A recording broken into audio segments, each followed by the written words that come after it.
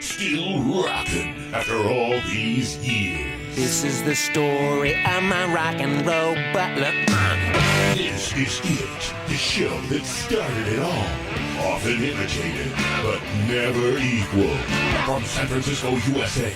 Online since 2004. It's the one and only Rock and Roll Geek Show. With the original Rock and Roll Geek, Michael Butler.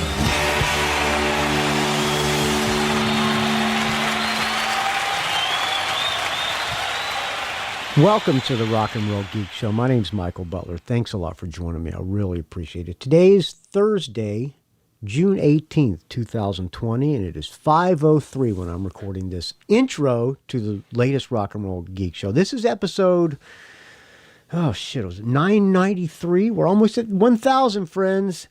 So last week, the date to be exact was June 9th. The great Paul Chapman died from UFO. As you know, or maybe you don't know, I don't know, but my favorite era of UFO is Paul Chapman era, and I have argued with everybody in the Butlers about this. I still stand by it, and I knew that I had to do a tribute to Paul Chapman, and somebody posted on the Rock and Roll Geek Show that... on the Rock and Roll Geek Facebook page, which I did not create, but I do approve people. You just got to answer 2 questions so that I know you're not a Antifa trying to infiltrate the Rock Talk.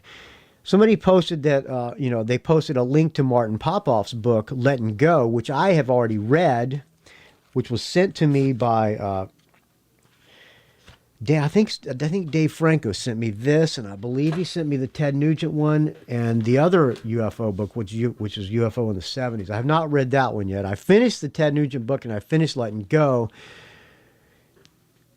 Somebody posted that on the Facebook group, and I said, well, you know what?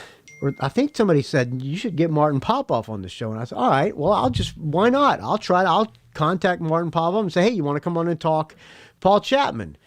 And he got right back to me and said, sure, I'd love to. So I arranged a call today. He wanted to do it in the morning, but I have to work during the daytime. Unfortunately, I'm not an author. I have to paint houses. But we arranged it for early today. So I got off work a little bit early, and we did it at 4 p.m. Had a good talk about Paul Chapman. We also talked about other things as well. I'll turn off my phone. We talk about his career a little bit, and I go off on several tangents like I always do, and it came off as rude, which I did not meant to. It's just my unprofessionalism. And I talk over him a little bit. What else is new, friends? But he was a great guy, really nice to talk to. I was on a podcast with, I think, Bob Nalbandi in Shockwave Skull Sessions. He did a panel podcast once with me, him, Bob Nalbandian, Martin Popoff, and maybe 1 or 2 other people. I don't remember what it was about, but I was on it. And Martin Popoff was one of the guys. Super nice guy, and he's written over 90, not 9, 90 books. And these aren't like pamphlets. The books are, I'm looking at the UFO one here, Letting Go. 150 pages, that's, 200-page books. Now, the Ted Nugent book's 300 pages, 291 pages. So this guy is a prolific writer and knows so much about rock and roll. I mean, this guy leaves me in the dust, all right? But we talked UFO, we talked a little bit of other things as well. I hope you enjoy it. It goes about 50 minutes long. Yeah, I'm going to play a song, and then we'll go into Martin Popoff and I trying to talk about Paul Chapman, and we get sidetracked in a couple other things as well, okay? In the interview, we talk about, we go through Paul Chapman's career, and we go through the Wasted era, and we talk about an album that Wasted did called The Good, the Bad, and the Wasted, which was not released in the United States. The big one was on Chrysalis. That was the first one. The Chrysalis album was Vices with Paul Raymond. I don't think Paul Paul Chapman was not in that. It was Pete Way, Paul Raymond, and I don't know who was on guitar. And they had, who was singing? I think Finn was singing on that. And Finn is singing on this album, Good, the Bad, and the Wasted, top to bottom. Good, the Bad, and the Wasted, fantastic album. And they had Heaven Tonight was on this album. They also redid Heaven Tonight when they got signed to Capitol or something with a guy from Taiketo, which we talk about in this interview as well. But this is the original version that I'm going to play of Heaven Tonight. The album is called The Good, the Bad, and the Wasted. Do not look on the bonus content of this episode, friends, because there will not be a link where you can download this album, because that would just be wrong. Here is Heaven Tonight, and then we will go into the Martin Popoff, Paul Chapman discussion with an unprofessional host named Michael Butler. All right, here. Calm down, Butler. Take a sip of this fine Modelo. Second one of the day. First one was while I was talking to Martin Popoff. And here's Heaven Tonight. Then we'll go into the Martin Popoff interview. Thank you for listening, friends. I'll come back and say some parting words and play another tune as well.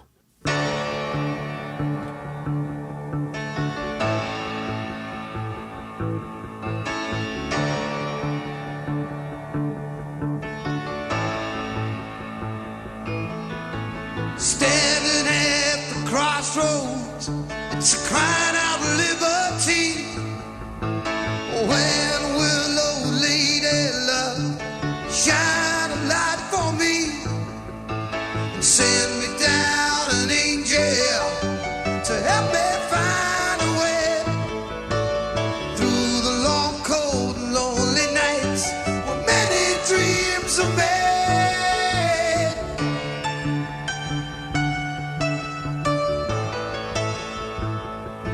Dreams are made.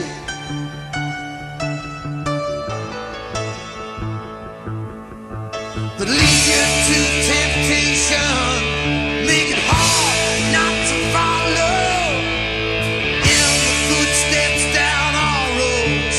There's joy and sorrow, falling in and out of love, never asking why. Taking it as it comes your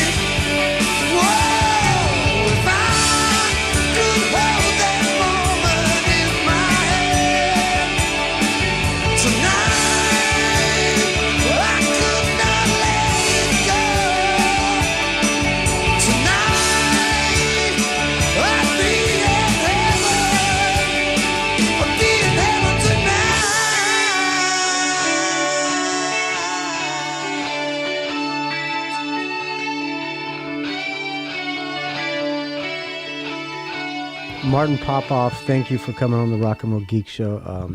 I think we did a podcast together a long time ago on a different podcast, a Bob No Bonding, I think.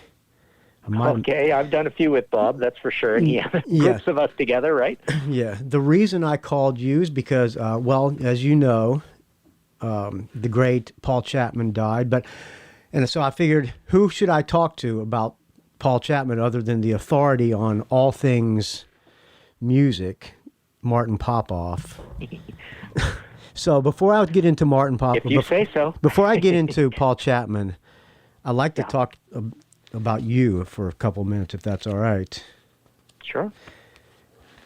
80 books. How many books have you written? It's coming up on 90 now. Holy shit, man, that's a lot of books. Yeah. Fuck, you got to be the leading authority on rock and hard rock and metal, right? There can't be anybody that knows more than you. Well, I know up to a level, right? I'm an old guy now, so I mean my knowledge is falling away. I mean we had a magazine called Brave Words and Bloody Knuckles, and bravewords.com is still going. But I mean I remember talking, with Tim and the other guys saying, it's almost like a handful of sand where you just feel your relevance slipping away. So I know what I know, and it's all the early stuff and the history. It goes up to a point, but then I kind of fall away. Did you ever play an instrument? Yeah, drums. How many bands have you been in? Like any bands that are maybe got a record deal? No, just fooling around. I mean, we had one professional band one summer, and we actually played the bars and got paid and stuff. We were called Torque, and it was all heavy metal covers kind of thing back in 1984. Out of Canada? Yep. Okay. Yep. Anybody else famous in that band? No. We were just a little local band in British Columbia, interior of British Columbia. So was the Brave covered a lot of weird stuff though. Was the Brave Words the first thing you ever wrote, or did you write a zine before that or something like that? No, the only thing I wrote before was a self-published book of record reviews, and then I got on with Tim, and we started that in May of 1994, and started interviewing a lot of people and writing a lot of reviews, and basically that's how all the books eventually happen. You're interviewing all these rock stars the whole time, and usually I used to say, look, I want to talk to somebody at least 20, 25 times before I even think about writing a book on them, and that's kind of how it went all through that whole thing. What was the first book you ever published? It was called Riff Kills Man, 25 Years of Recorded Hard Rock and Heavy Metal, and it was 1,942 record reviews. So basically I went crazy and wrote, close to 2,000 record reviews because, our music back then was just not represented at all in book form. And, of course, now there's tons and tons of books on metal. How old are you? 57. 50. Oh, you're a year younger than me, so you... Oh, yeah? You grew up in the 70s like I did. First concert you ever went to, what was that? Well, I grew up in a small town, Trail, BC, so our close place to go to for anything like that was Spokane, Washington. So the first major concert was Rex backing up Bebop Deluxe, backing up Ted Nugent on the Free For All tour. And Rex was amazing. Bought the Red album on that trip, but had Free For All already. I saw that same tour. Oh yeah, in Jacksonville, Florida. It was supposed to be Ted Nugent. I think it was supposed to be Ted Nugent and Scorpions. Scorpions canceled, and Rex was also on the bill. And so Rex came on before Ted Nugent, and Rex was great. Rex Smith, I remember he did I'm getting sidetracked, I apologize, but the two guitar players formed a bridge with their guitar necks, and Rex Smith leaped over the two guitar necks, about 10 feet high. Not 10 feet, about 6 feet high. We thought that was really cool. And of course, Michael Lee Smith, right? Yeah. Yeah.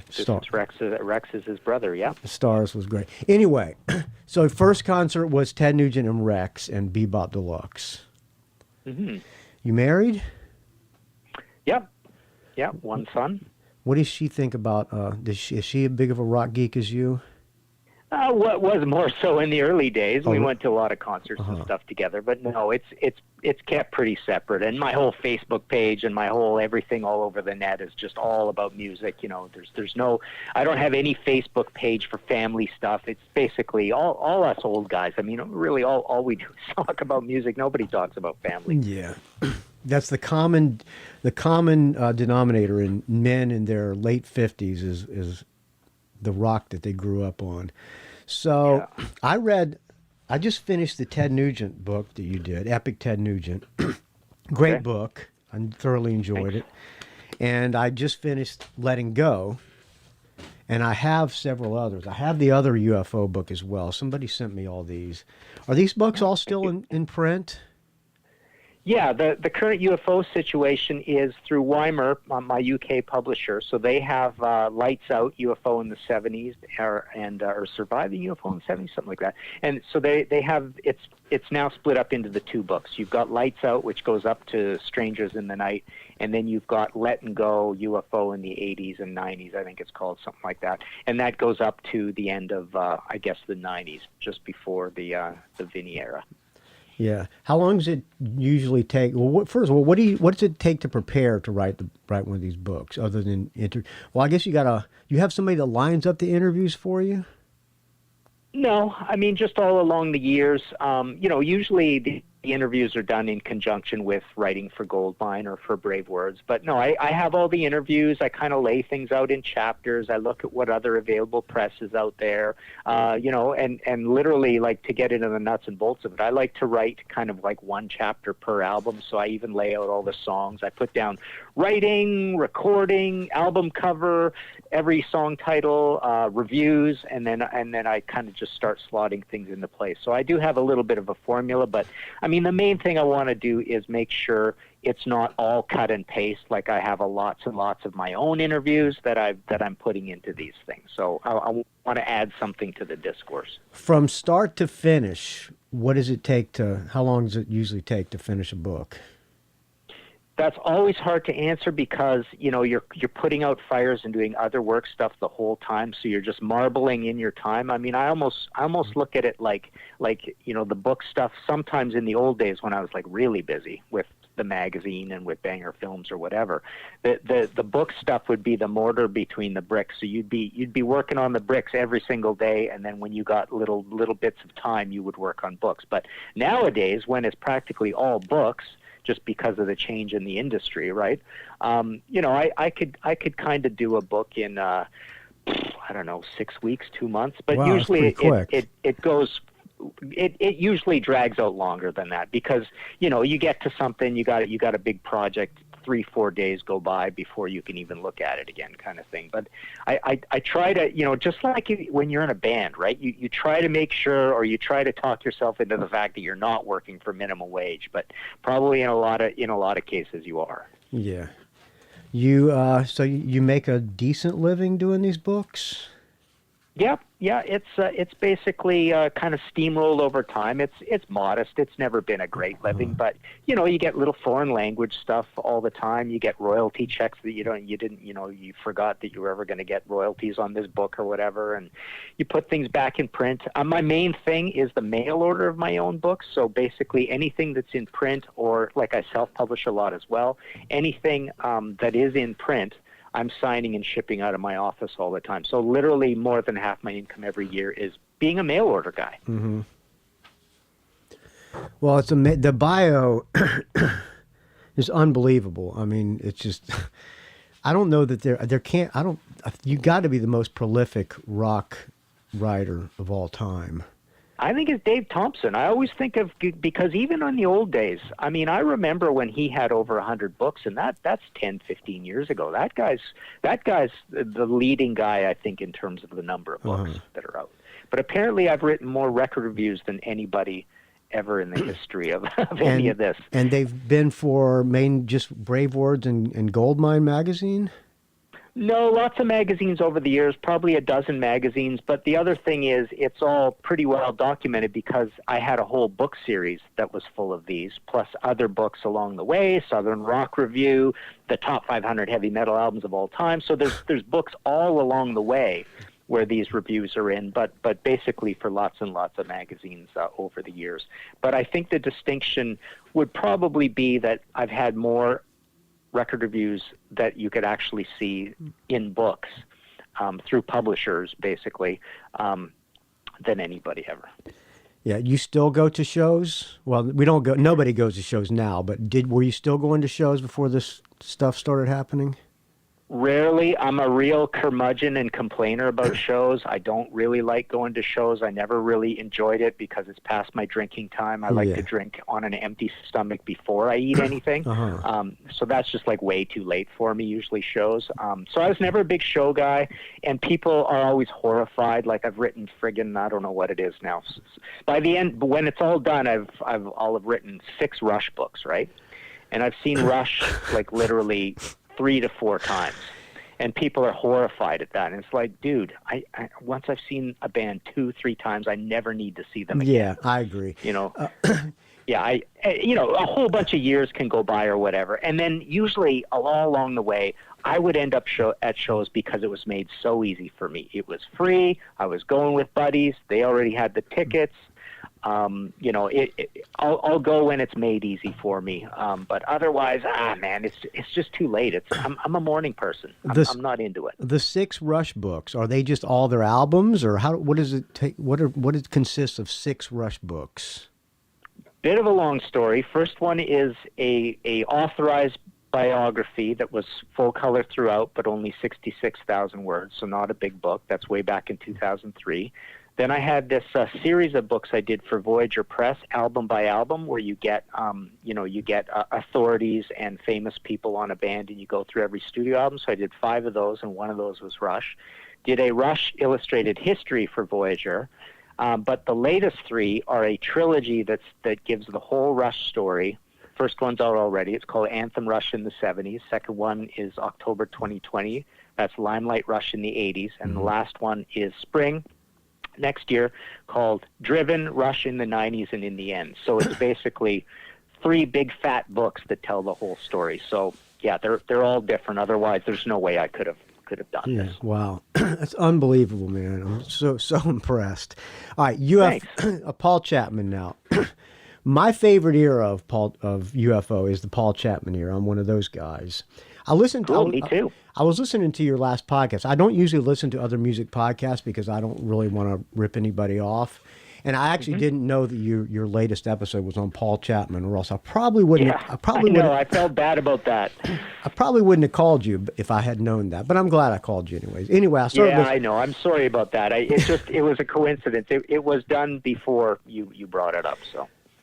So your favorite era is the Paul Chapman era too. Yeah. When was the first time you saw UFO live? 2003, something like really? that. Oh, again, Vinny because Moore I was not from a big city, so I was never around big cities. I mean, I moved to Toronto in '88. I went to university in various places, Vancouver, Victoria, but so the seeing of live shows was a very scattered thing. So no, I was never around to see all these classic bands at the time. I saw them. I saw them in the Vinny era and saw them 1 or 2 other times, and that's about it. Met everybody, of course. Got all my stuff signed. I'm a big autograph guy. I have met Paul. Met him once. He came to Toronto here as part of another thing. And I've interviewed him a bunch of times on the phone. Love the guy. He's amazing. Have you ever seen him perform? No. First time I saw Wasted. First time I saw UFO was, I think it was a Lights Out tour. It was Styx, UFO, and Ram Jam at the Jacksonville Coliseum in Florida. That was... Cool. I think that was Lights Out. It was either Lights Out or Obsession, but that was with Schenker, and Schenker left right after that, and that was right before Strangers in the Night, and Paul Chapman took his place. He was in the band, and you probably know more about this than me. He was in UFO before then. We're on the Fawcett era? Yeah, I believe it might have even been twice. So basically, he was a stand-in for Michael. Of course, he's not on any albums. He tells the story. He told me all about how there's this song on Lone Star album that basically, they caught the riff for that cool elegiac, or how do you say that word, section in Mother Mary. But So yeah, I believe he might have. How does this work? I think there was a brief period in '74 and maybe a brief period in '76. I don't know, maybe just one of those. But then there's also the contention, like he's probably on the Strangers in the Night album at some point. So he's the utility guy that bails them out, kind of thing, when Michael goes on a bender. Yeah, I was in Mike Klink produced something that I recorded with a guy named Ginger Wildheart, and we were talking about the Strangers in the Night. He never mentioned that Paul Chapman was on that album, because I geeked out with him on Strangers in the Night and tried to get all the information I could. He never said anything about Paul Chapman recording on that. You don't know what possibly he recorded? I just forget the story, but it is in my book in a lot of detail. I'm pretty sure Paul exactly explains what's going on, but I think it is left pretty vague, because it is just, it is just massaged in guitar parts or whatever, right? So, I mean, you never know how these things work out, right? I mean, it could have been before Mike saw the tapes, after Mike saw the tapes. Yeah. Those songs are recorded over a period of time, so... I don't think it's that important either, because that's the other thing. I'm not a big live album guy. I really don't care about live albums. Yeah, it can be important to super UFO nerds. But, yeah. There's a third Lone Star album that just got released like in 10 years or 20 years. Well, it was released in 2000, I think, something like that, 2000 or 1999. I think you wrote about this in the book, or Paul said something about this in the book. There's a song called "The Fool's Gold," which is making moves. It's basically the entire music is making moves. You remember that? Mm-hmm. Vaguely remember that story. Yeah. All right, the first album. Do you know a lot about Lone Star? Not particularly, even though I'm probably the only guy who ever wrote about them in detail. I had this other little book series called the Ye Old Metal series. Yeah. And I wrote about a whole bunch of things that I would never write a whole book on. And I remember writing a whole chapter, or possibly both albums, as chapters in those books. But I kind of forget most of that. I did an episode of my podcast, History in 5 Songs, where I believe I included Lone Star in one of these bands that is one of these confused kitchen sink kind of bands. Uh-huh. And I compared Lone Star with Detective, Widowmaker, possibly Ian Gillan Band. But essentially, I just found them to be one of these bands that is just so confused. They had no idea what direction they were going, yeah, and I that get was that. one of their big downfalls, right? And yeah. no real stars in the band. I know that Paul basically didn't write anything on the first album, and then ended up writing almost everything on the second album. I remember there was a weird Scientology wrinkle to the whole band that possibly it might even had to do with the breakup. It's all in the book, but I think a couple or one of the guys went off and was a major Scientology guy, and that kind of helped to break up the band as well. And of course, there's 2 different lead singers on those 2 records, right? But yeah, that's kind of all I know. I mean, they're a 76 and a 77 album, right, on CBS. Signed out of the UK, but distribution in the US, and neither of them sold. Yeah, and then there was that third one that just. The third one's actually pretty good, but the production is kind of they sound like demos basically. So he leaves UFO, goes to Lone Star. Then he replaced Gary Moore in Skid Row. Yeah, that's a bit of a vague thing that I'm not so sure about either. I mean, obviously, it totally doesn't matter, because Skid Row was just this cool, legendary band that had 2 albums. It's a little complicated. One was kind of a pastiche reissue. But essentially, they had 2 albums, like literally 70 and 71. So at that point, you're just talking about somebody slapping a name on something, and right, they're just this touring band that means nothing kind of thing at that point. Gary Moore's shoes, pretty big shoes to fill. Is that where Paul met Neil Carter? I don't know. And I'm not sure. Is he the reason Neil Carter came into UFO? Don't know that either. I just can't remember. I do these books, and it could be in there, it could not be in there, but I kind of do this stuff to pull it all out of my head, so I don't have to keep it in my head. But I'm not sure. I'm not sure the Neil and Paul relationship. All right. First UFO album with Paul Chapman, No Place to Run. My favorite is Wild, the Willing, and the Innocent. Mm-hmm. I just think it's a great album, top to bottom. Actually, all three of all three, those first three, I'm not a big fan of Making Contact. I kind of was off the wagon at that time. When Pete left the band, I kind of left with Pete. First album, No Place to Run. You like that album, right? Yeah, I mean, we basically we have a YouTube show called The Contrarians, where it's that's right. I heard you say that. Two people, yeah. So basically, if you have a contrarian choice of a favorite album by a band, you're up and you're in the hot seat. And my favorite album by UFO is No Place to Run. I love that album, and it's weird. I mean, people talk about the production, and even guys in the band and talk about it disparagingly. I have no problem with the production. I think the guitars are fine. It's big, fat, and bassy. It's analog. It's warm. It's heavy enough for me. I don't see any problem with the heaviness of it. So there's all this talk about George Martin. Oh, it was a bad match and all this stuff. I don't see that at all. And I just find there's a lot of personality to the production as well. And yeah, I just love all the songs on it. I love the fact that the heavy ones are cool. Even the the old 50s cover Mystery Train is cool. I love the poppy ones, Money Money, and what else would be Take It or Leave It is probably Take It or Leave It. That's probably my favorite. And Take It or Leave It, and actually No Place to Run is good too. But Take It or Leave It is probably my favorite song on that album. Cool, yeah. I mean, Young Blood is one of those poppy rock and rolly ones, but I love Gone in the Night and Any Day, these moody, introspective, kind of mellowy ones. And I think those are two of my favorite of that whole kind of mysterious love to love sort of sound of theirs. I think that's probably the reason that vaults to the top, is how cool Gone in the Night and Any Day are. But of course, Letting Go and No Place to Run are the two totally scorching heavy rockers on it. And I'm just fine with the whole thing. I think it just has loads of personality. That's your favorite UFO album? Yeah. Yeah, I don't have any production. I mean, I don't have any problem with that production at all. that never even occurred to me that the production was bad. Album cover, fantastic. I think that might have been the last one that... Did Hypnosis do that album cover? I don't think they did. No, this is just them standing in front of the gas station. Yeah. I mean, it looks fine to me, but no, I'm looking at it now. I'm pretty sure this was not a Hypnosis cover. Yeah, I interviewed... There's no...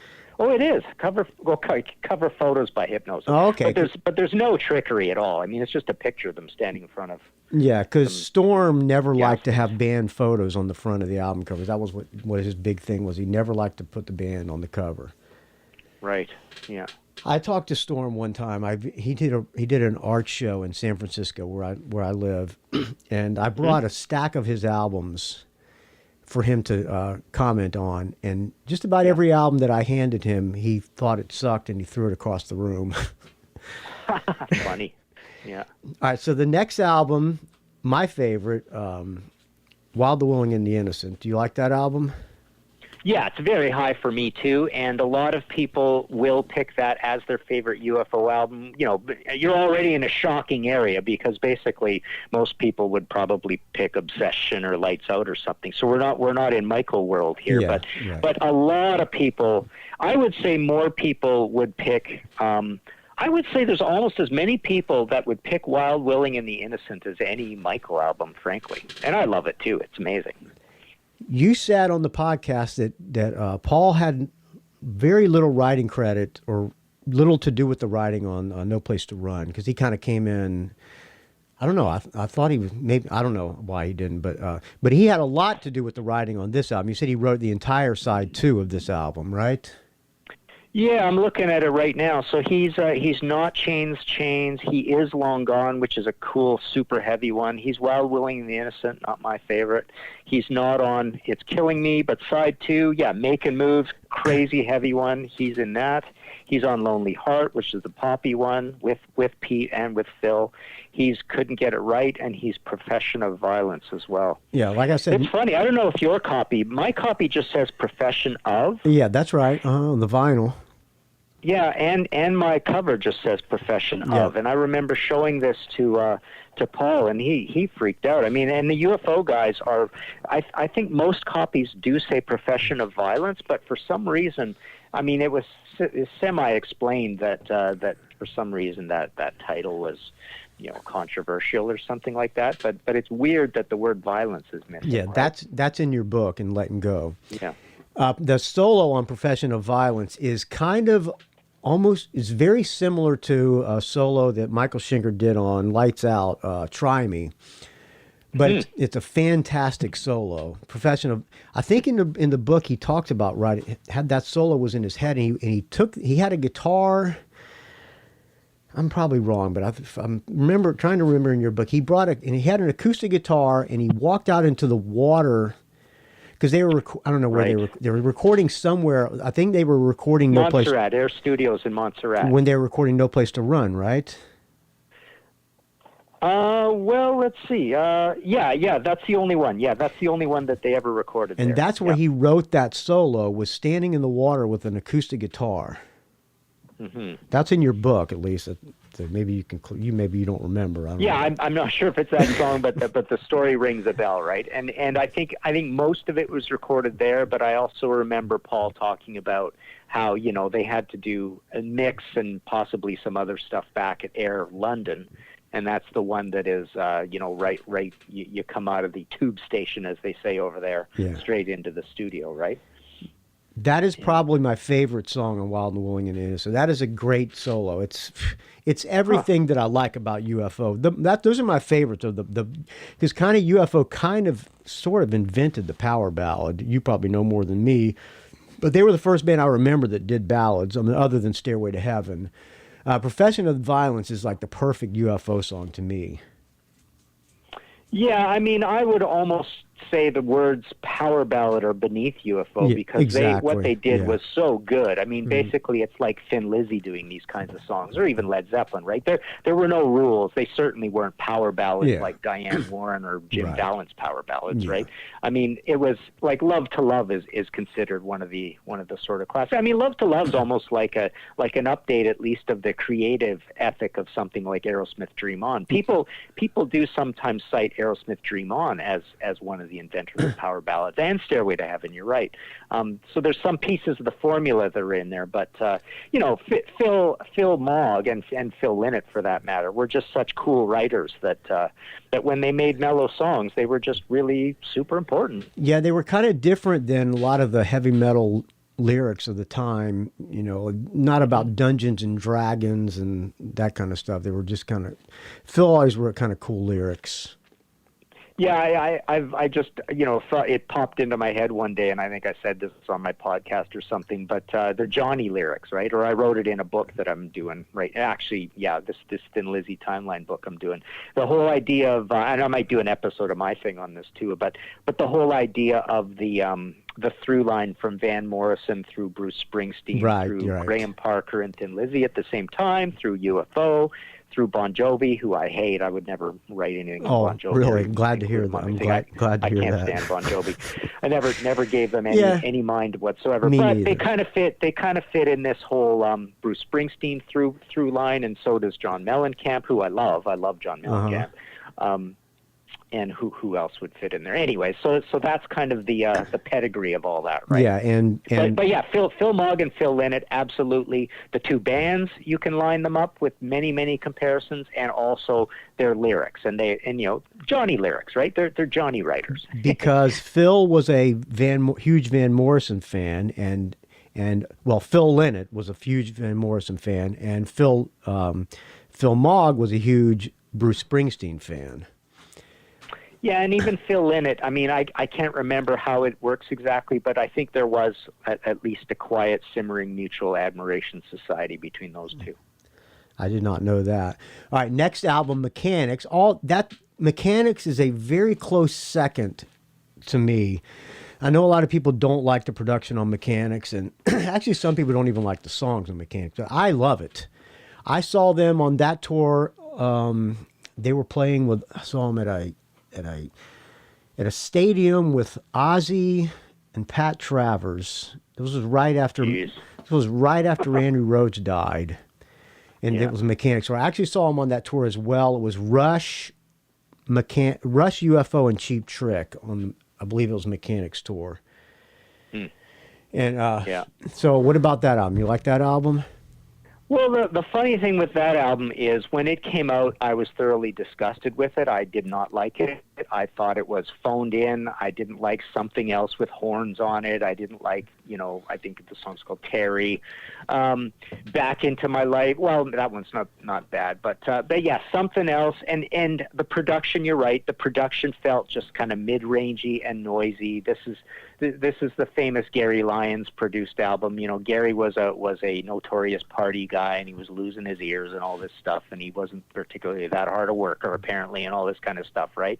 He was more just a fun guy to be around in these things. I mean, I've interviewed him a couple times. He's funny, but he it almost seemed like it's a whole nother life of his that he almost basically dismisses now. But no, I found after how good the previous two albums were, this just felt a little bit too playful and party rocking and melodic. We were angry young metalheads still. Of course, We Belong to the Night is amazing. Dreaming is cool. Doing It All for You, I love that one. The Writer is the other heavy one. So, but then over time, it just wins you over. It just charms you slowly over time, and then you go, oh God, you gotta love Mechanics, right? Well, and I'm amazed. A lot of people do love it a lot. But yeah, that's how it went for me. It went totally ticked off. Totally love it now. Yeah, Let It Rain, Let It Rain is my favorite. That's a total pop. That's a Pete Way tune. Great pop song, I think. I love Terry. There's a song you said you didn't like. I love that song. To me, that one's leaning a little power ballad, and when I think of Let It Rain, all I can hear in my head is that chorus, and I hate that chorus. Really, I love that chorus. I love it. I like the ballads that UFO always did. Those always been my favorite UFO tunes, and that was the album that Neil Carter came in. Well, he came in the end of No Place to Run. Didn't play much of it. I think he just played some, or not No Place to Run. I mean, Wild the Willing and the Innocent. He just mainly played sax in that album. But this was the album that he came. I think he had a lot of writing on this album. And yeah, he's a great writer. Yeah. You said that in the book. You said that Paul Chapman didn't really like. No, Pete hated this album.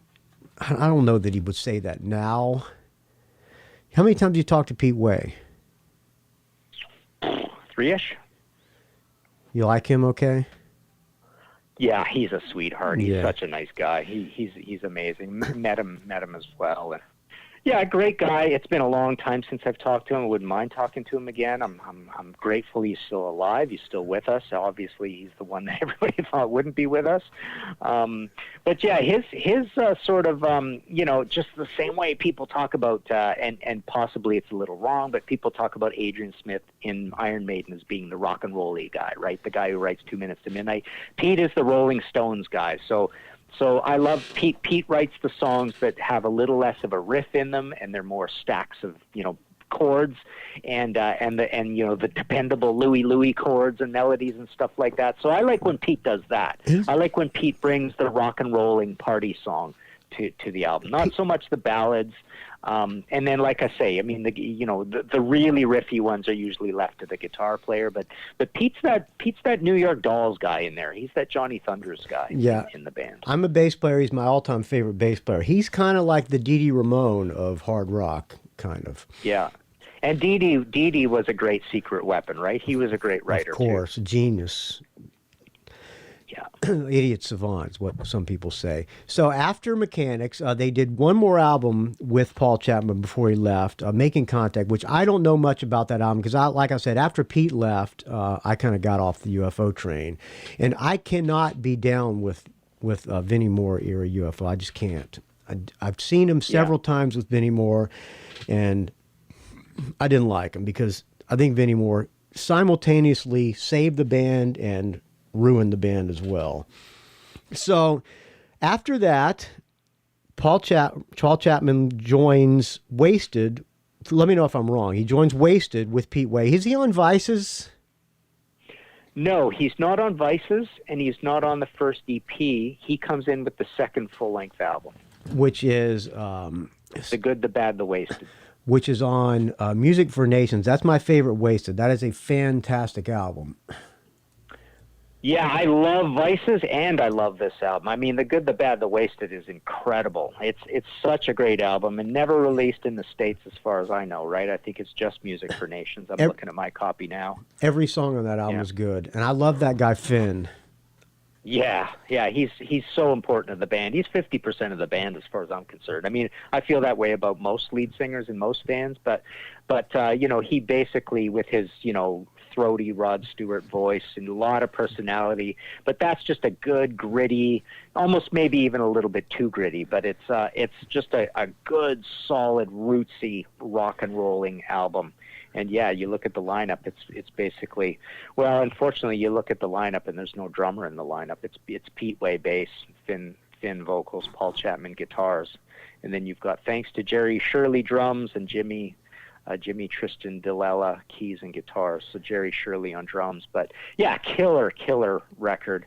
A little grittier than the debut. I love Vices a lot as well. I mean, I think probably they're both like 10 out of 10s. Yeah, the songs are better on Good, the Bad, and Wasted. Last I heard, Finn was doing a Rod Stewart tribute. Do you know anything about what he's doing now? No, it's a sad situation. I mean, he basically never really came back and did much. He's on one of those reunion albums, Wasted albums, I believe. Yeah, right? Those albums, I don't love those albums. Yeah, they're not great. I mean, there are definitely a few really good songs on there. What's Back from the Dead? I can't remember how it all works, but yeah, I mean, you lose Finn, and you really, really, really lose the personality of that band. But with Danny Vaughan in for the other one, I thought it was a really, really good, solid hair metal album. Was Paul on that album? Yes, Paul is on Save Your Prayers. That's their big major label. That was Capitol. That was the MTV hit. That was one that got played. They redid Heaven Tonight for MTV with the new singer, and it was kind of a minor hit, right? Yeah, it's the first song on side 2. So this is with Danny Vaughan, future of Taiketo fame. Yeah. But he's just like a pretty clear, anonymous, hair metal-y voice. Right. Good singer and all that. You can't fault him for his voice. His voice is what it is. But it just basically, it's not Finn. Yeah. It's not the working class English band anymore, right? It's just very, very hair metal-y, produced by Simon Hanhart. It's out on EMI Capitol. Very hair metal-y look to the front and back of it. Yeah, but Heaven Tonight was such a killer song. It's a great tune. But they kind of just became like a generic. I mean, it was just more like a generic MTV hair metal type band at that point. They lost it when Finn was gone. Then they reunited with Finn back. When they reunited, was Paul in the band? I can't remember. I mean, there's all this the next sort of history of the band. No, I don't think he was. I mean, there's Pete Way living in Ohio.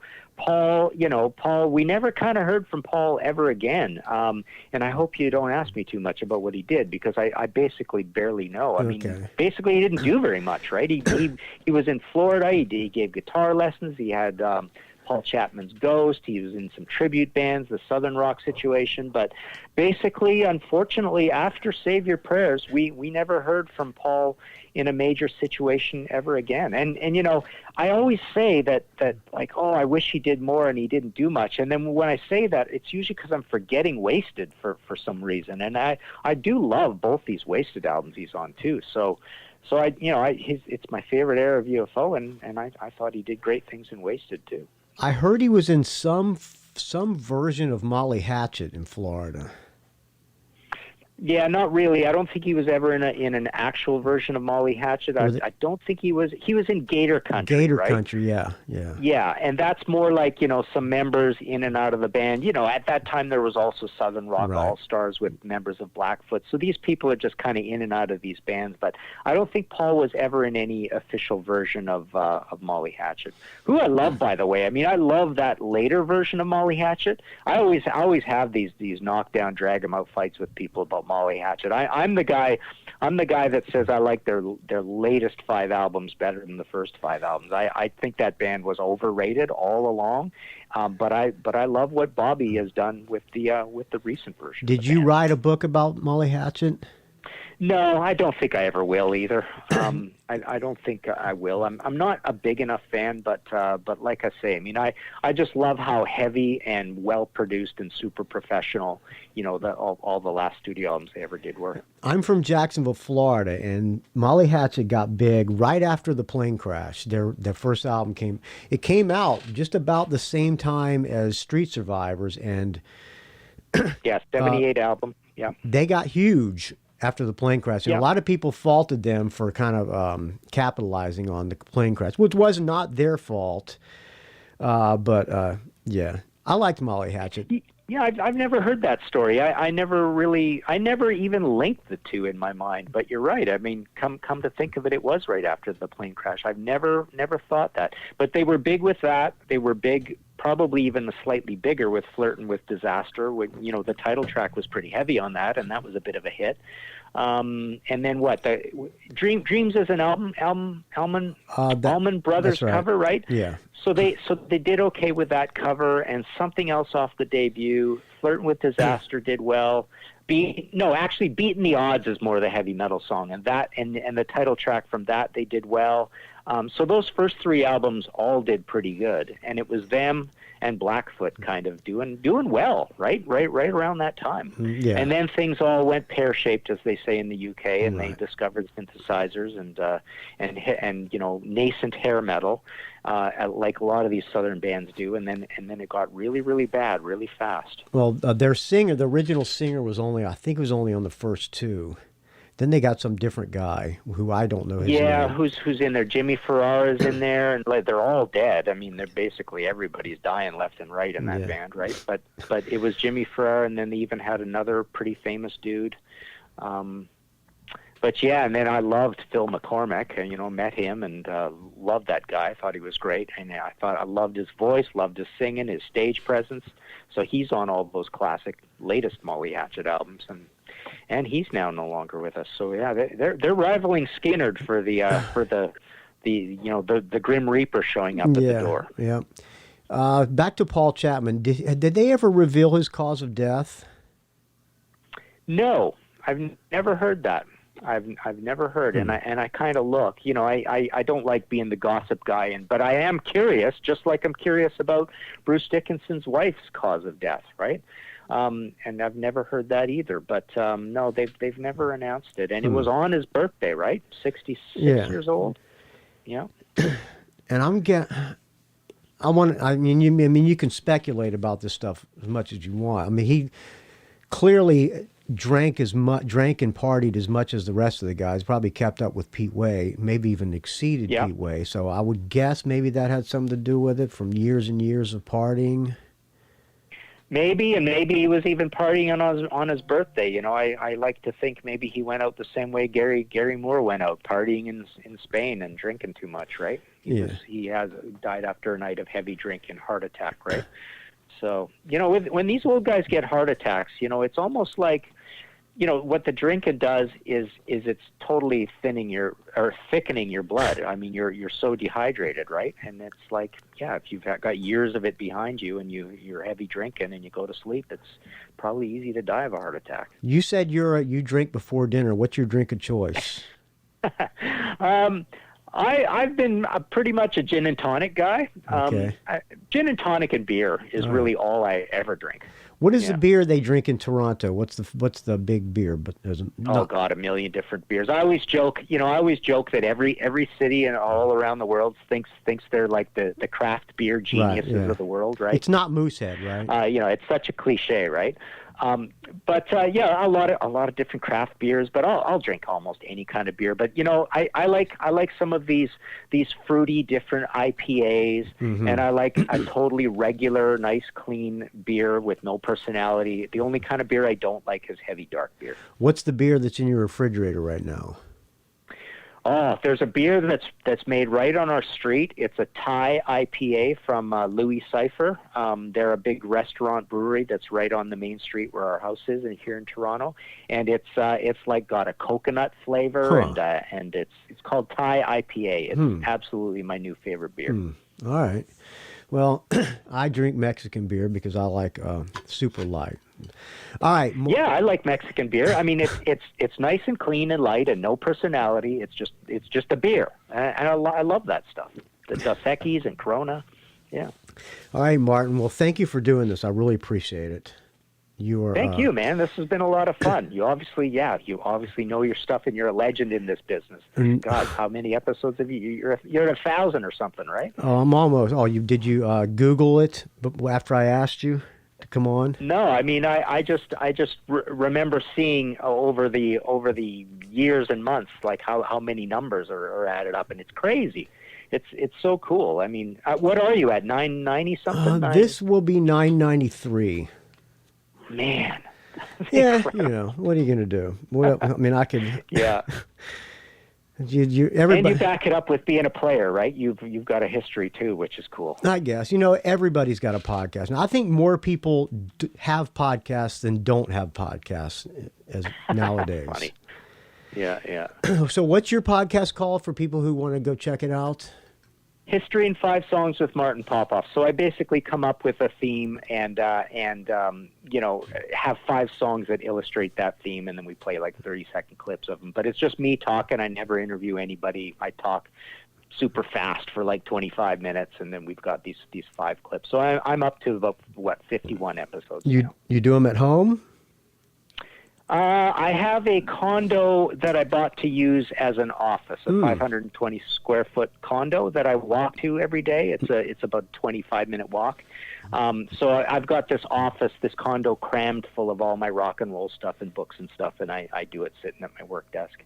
And what do you record it on? What's the recording device? Boy, I've got a bunch of stuff here that it's a bit of a long story. My ebook company, he's also been in a band, so he gave me some really nice microphone stuff and some boxes. I don't know what they do, but on the computer, I'm just using Audacity to record. But yeah, I don't know what all these boxes do. Even Christian from Pantheon Podcast came out to Toronto and tweaked it all and set it all perfectly. So I dare not touch anything. I'm not a very tech guy, but it sounds really good because it's all good stuff. And the reason he put all this stuff in here, my guy, is because I went through this phase where I thought, I'm just going to do audiobooks because he's got 50 ebooks of mine, and I actually did audiobooks of 3, 4, 5 of my books, and so I was using it to speak in these audiobooks, and that's a 10-hour job. That. Yeah, you do all of your audiobooks are all your voice. No, I mean I've done like, what did I do? The first Black Sabbath book, the Blue Oyster Cult book, the Max Webster, and I've got a bunch of these short documents I did. But the ones, other books like through publishers, my Motorhead book has been done by somebody else. My Rush book has been done by somebody else. I've never even listened to them. I've been too scared to listen to them. But no, I've done a few myself, and then other ones are done by other people. Did you have to get a lesson in how to do a podcast, or you just figured it out? No, I just went for it. I mean, basically anything I do an episode on, I practically know off the top of my head. I do 20 minutes, 30 minutes research and make a few notes so I don't forget stuff on the fly. But otherwise, I just go for it. Like, it's usually something I know in my bones. So that's why it's hard to take suggestions, although I do solicit suggestions all the time. But when they come in, it's like, oh, man, that I don't know anything about Zodiac Mind Warp. I can't include them, right? So... I mean, that happens. So basically, I'm going to run out of things that I can just, whack off the top of my head at some point. But right now, I like the flow. I do no editing whatsoever. I just give it to them, and they put in the 5 clips. And who's them? Pantheon Podcast. They're the people I'm associated with. So they've got a whole stable of I think it's 50 different shows, and they're all music podcasts. And they set the whole thing up, and they're really serious about what they do. If they had not asked me to do this, there's no way I'd even be doing a podcast. It's just too complicated. Are they paying you to do it? Eventually, not yet. I haven't seen any dollars yet, but I want to see the ads and stuff coming in and figuring out ways to do it. And once they're making money, I'm fine with making money. But right now, I'm just loving doing it so much. I don't really care. Yeah. I know they're not making much money at it yet. So if they start to, I will too, and that's cool. They gave you the old, as soon as we start making money, we'll include you spiel. Kinda, yeah, I suppose. I mean, we never even really talked about it. We never even really talked. So about you would you continue to do the podcast if they went out of business? If they went out of business, or if they just decided they're no longer going to do podcasts, would you keep doing it?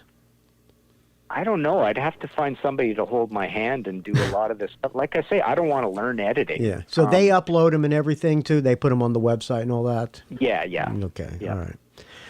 Yeah. All right, well, Martin Popoff. It was great talking to you. You too, Michael. This was a lot of fun. If you ever want to do this again, I'm glad to. I may be calling you soon. You never know. If you need somebody to talk about Zodiac Mind Warp, I might be able to help you out. Funny. Yeah. All right. Well, like I say, I mean, with my podcast, I basically came up with that idea very quickly and said, you know what? I want this simple. I've had years and years of setting up interviews and having them fall through and dealing with technology. And those guys at Pantheon are so serious about the audio quality. I thought there's no way I'm ever going to satisfy them with having interviews. So I just said, I'm doing something where it's all up to me. I just get on and do it, and that's it. This is why I don't listen to other music podcasts, because I would steal this idea. I would do something like History in 5 songs, and that's why I don't even look at other music podcasts, because I'm so concerned about not ripping anybody's idea off. And it's a great idea. I mean, there's so many cool ideas out there. And literally, I mean, it came to me in about 5 minutes. It's like, what can I do that's so low maintenance that I can just do this, that I know I'm going to want to do it, and it's not a lot of work? I think our Contrarians show, which gets no views on YouTube, I mean, the viewership is so terribly low still after 3 years of doing it. I thought that was a beautiful idea. And who else is on that show?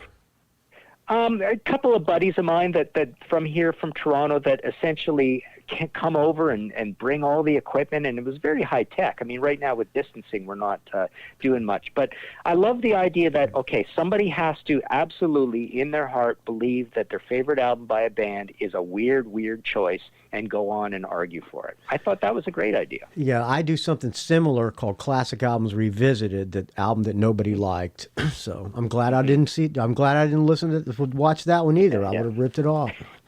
All right, but it's an album you believe in and totally like, right? Exactly. Would be something like Motorhead, Another Perfect Day.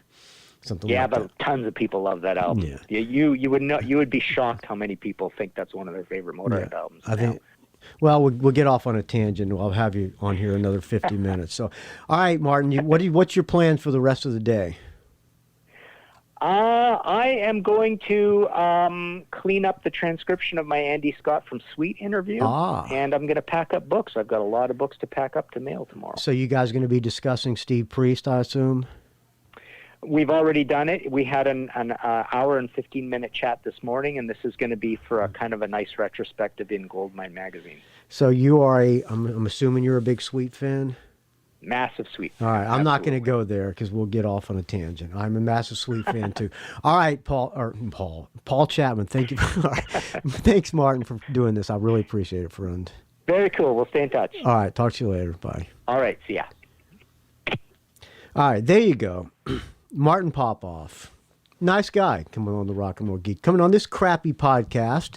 The guy clearly knows way more than your friend Michael Butler here. All right, why don't we close out, since we were talking about Paul